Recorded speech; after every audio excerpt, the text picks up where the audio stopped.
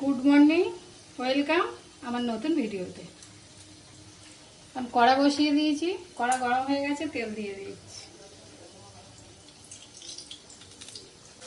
এটা চিংড়ি মাছ দিয়ে 5 রকম সবজি দিয়ে চচ্চড়ি বানাবো। তার জন্য ফোড়ন দিয়েছিলাম কালো জিরে, মাছ দিয়ে দিলাম,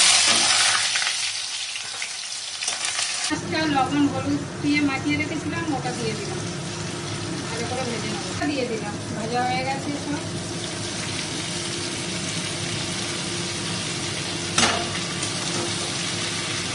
দিলাম পরিমাণ মতো। এবার এটা কাটিয়ে দেবো।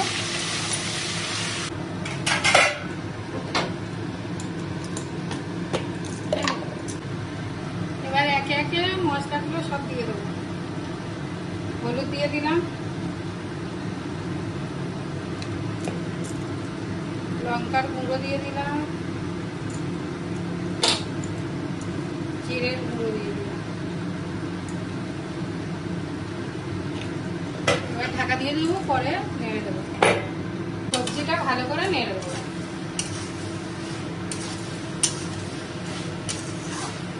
তরকারিটা কষানো হয়ে গেছে, এবারে হচ্ছে জল দিয়ে দেবো।